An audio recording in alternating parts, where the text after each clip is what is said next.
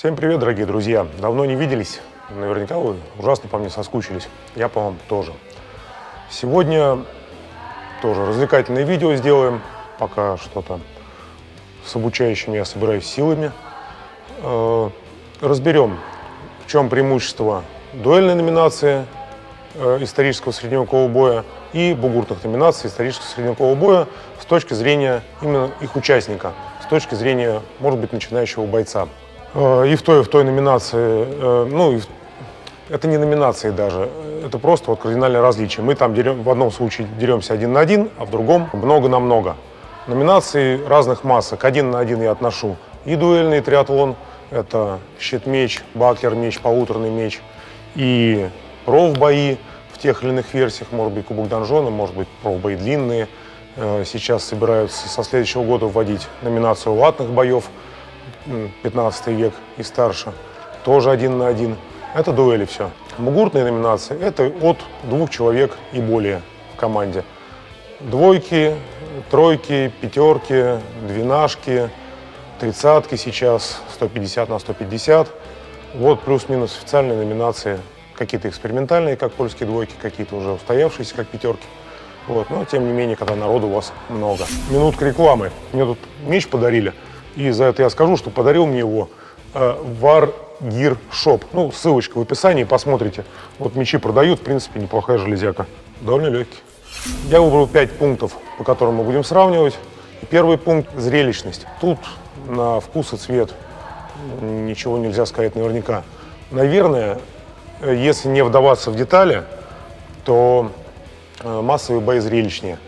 Там присутствуют моменты, когда забивают алебардами человека, и он падает от боли, либо потеряв сознание, красивые броски, внезапные повороты сюжета. Там, одни проигрывали, потом внезапно выиграли. Весь накал страстей, конечно, интересен. Но и дуэли не лишены интриги. Особенно профбои, когда там тоже броски красивые есть, там и интрига, и свои звезды. Тоже все интересно. В дуэлях 1 на 1, который триатлон, там все очень быстро, для постороннего зрителя не очень понятно, кто выиграл, кто проиграл. Ну, как в олимпийском фехтовании, по большому счету. То есть зрелищности особой не наблюдается. Зрелищности я ожидаю от латной номинации, там все-таки неповоротливые железяки. Ну, железяка должна быть хорошо подготовлена, чтобы быть зрелищной, иначе будет некрасиво. Посмотрим. По первому пункту я бы ничью предложил. Да, у нас же соревнования, конечно, как и схемой было недавно. Хорошее получилось видео. Пункт 2, по которому мы будем сравнивать, травмоопасность. Спойлер, здесь выиграют, скорее всего, дуэли. Как правило, все начинают с стандартных номинаций. Это щит-меч, может быть, полуторный меч, баклер. Там травмоопасность минимальная, мечи легкие. Если вам не засунут меч в глазницу, то повредить себя довольно трудно, если вы используете более-менее нормальное снаряжение. То есть можно и тренироваться, сражаться, выходить на турниры неподготовленным. Вам плохого, скорее всего, ничего не сделают.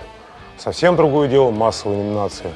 Там огромные нагрузки, там сложные борцовские техники, внезапные ситуации. Мне недавно человек на колено сбоку пролетел сзади, уже упавший в доспехи. К такому подготовиться невозможно. Только, не знаю, заранее как-то фиксировать колено. Вот, то есть травмоопасность там повышенная. Опять же, у вас, как следствие зрелищности, вас забивают алебардами иногда. Тоже здоровье не прибавляет. Плюс борцовские тренировки на людях, у людей, которые не очень к борьбе готовы, тоже ведут к травмам. Если минимизировать травмоопасность, то даже несмотря на наличие профбоев, бои 1 на 1 у нас выигрывают. Третий пункт – снаряжение. Снаряжение с точки зрения красоты рассматривать глупо. Оно примерно похоже и там, если смотреть снаружи. Если смотреть на стоимость, то для дуэли снаряжение подешевле. В основном за счет простоты. Там не нужны руки 3/4. Их можно и в буртах не использовать, но лучше использовать. То есть это отдельно, как правило, наруч, отдельно локоть, отдельно какое-нибудь плечико. Бригантины из более тонкого титана сейчас уже не такие мощные шлемы, полегче можно себе заказать. Не требуется бронировать каждый сантиметр тела, чтобы те туда, не дай бог, не попали. Самое большое развитие, конечно, различие в стоимости защиты ног. Сейчас современная защита ног для бугуртов – это вот без шуток тысяч. С сабатонами 1075-80. Вот так это стоит. Это титан, хорошо сделанные, 3/4, двустворчатые, все как полагается, голени, сабатоны хорошие. Для дуэли можно обойтись гораздо дешевле. По большому счету для дуэли можно обойтись и просто закаленной железкой, отдельное бедро, колено, одностворчатая голень. Этого будет более чем достаточно. Оно будет достаточно легкое, недорогое, в этом можно уступать. Если посмотреть на топовых бойцов, они железки не меняют десятилетиями, ничего не происходит. Ни травмоопасность не растет, ни скорость не уменьшается. То есть вот можно выбирать дешевенькое. В остальном вооружение все то же самое. Дуэль в любом случае стоит меньше, по снаряжению вход проще. Тренированность и техника тоже рассмотрим с точки зрения начинающего бойца, с точки зрения простоты вхождения в спорт. Затрудняюсь ответить. Можно неподготовленным выходить в любые номинации. Есть новичковые турниры для массовых боев, какие-нибудь 3×3, может быть, даже на мягком снаряжении можно начать. Но новичок новичка тоже слишком сильно поколотить не сможет. Там можно упасть и сдаться, например. То есть не нужно быть сразу хорошо подготовленным ни там, ни там. И на турниры выходят тоже разные люди, на одиночные тоже. Именно чтобы выйти, барьер небольшой, и тут, он скорее от снаряжения зависит. Но если вы хотите достигнуть высоких результатов, то тут, наверное, преимущество у бугуртных номинаций. По большому счету, чтобы сделать хорошего бугуртсмена, и у нас есть много примеров перед глазами, нужно просто взять хорошо подготовленного сильного парня с борцовской базой, пусть она хоть какая-нибудь у него будет, талантливого, и поработать с ним, полгодика-годик. И поставить его в нужное место, определить ему задачу, он в бугурте эту задачу прекрасно будет выполнять. Особенно, чем больше народу, тем ему там будет проще. Потому что ребята, друзья подстрахуют, меньше индивидуальной работы, как-то сориентируются. Если человек с хорошей базой, в бугурт он впишется легко и быстро. С дуэлями сложнее. Нас не очень много, дуэлянтов, поединщиков. И случилось так, что те, кто на высоком уровне, они уже ушли так далеко по технике, что чтобы их догнать просто начинающему бойцу, мы не говорим о каких-то там, может быть, отдельно взятых боях, а в целом выступить на битве наций за сборную в дуэлях, это подготовленному человеку, я бы сказал, 5 лет не хватит. Это просто сейчас другой уровень. Меня, Петрика, Лапика, Иванова, Илюху догнать по технике, по турнирному опыту сейчас практически невозможно. Когда мы начнем отваливаться, там уже будет попроще. Но пока что, чтобы достигнуть топового уровня, в дуэли гораздо сложнее. Давайте здесь плюсик поставим бугуртным номинациям. Они здесь честно заслужили победу. 5-й пункт, я считаю, он самый важный. Коллективизм против индивидуализма. Топовый боец в дуэлях, он как выглядит? Он приезжает один на соревнования, где-то в уголке переодевается, о чем-то своем думает. С людьми здоровается, но как-то особо сильно не общается. Такой себе на уме. Выигрывает все и уезжает. Это я сейчас имею в виду, например, себя, Петрика, Женю Лапика. Илья Иванов не совсем такой, но на самом деле бытие определяет сознание.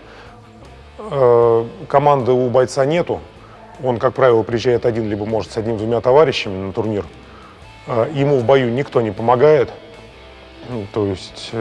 Максимум посекундировать, чем завязать что-нибудь на доспехе. То есть ему, по большому счету, никто не нужен.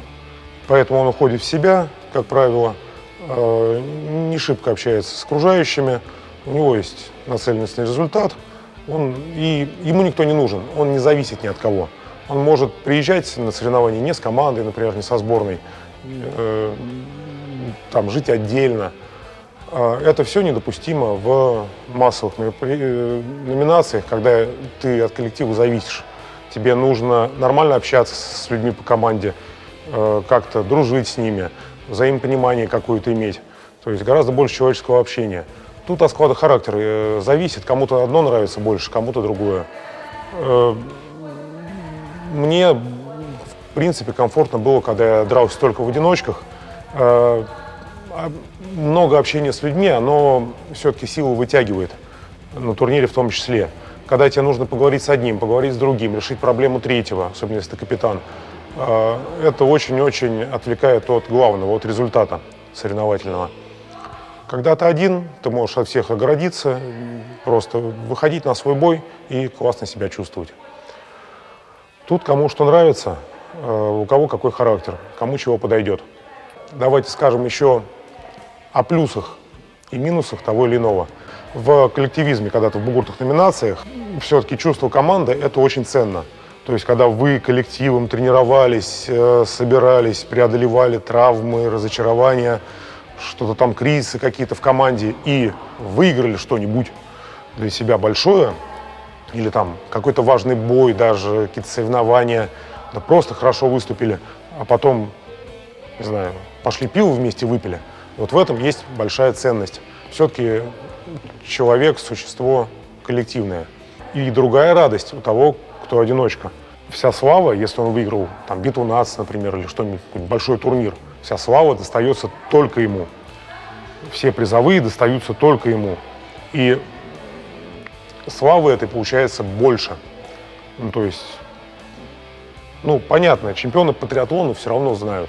Как бы не были задвинуты на битву наций дуэльной номинации, кто-нибудь на задний двор их прячет, все равно его имя известно, лучшие бойцы в мире известны. А там состав даже топовой пятерки мира, там вот кто выиграл, там не всех ребят знают. Ну вот такое. То есть, если хочешь больше славы и известности, тебе надо в 1 на 1. Ты же прекрасный рыцарь, а рыцарь это всегда вот такая вот одиночка, яркая личность. Вот. Ну и призовые, как правило, больше достаются. Потому что ты один, а этих ребят много. Не будем тоже никому давать победу. На самом деле все эти очки и подсчеты, кто что выиграл, все это шутка и ерунда. Заниматься надо стараться по возможности и тем поначалу, в чему душа лежит. А потом, если вы дуэлянт, вас, скорее всего, затащат в бугурты. Если вы бугурсмен, вас, скорее всего, если клуб нормальный, должны заставить попробовать хотя бы профбои в 1 на 1. Вот. По большому счету, для гармоничного развития личности в нашем спорте, я считаю, надо уметь делать все. И сражаться с алебардой, и со щитом с мечом, и с полуторным мечом, и быть хорошим в бугуртах. Потому что только всесторонне развитый человек может считаться по-настоящему культурным. Все, друзья, до новых встреч. Приходите ко мне в зал, тренироваться. У нас регулярные тренировки и по бугуртам, и по 1 на 1. Зал в Москве, конечно, находится. Ну и все, подписывайтесь на канал, лайки ставьте, видео будут выпускаться. Пока.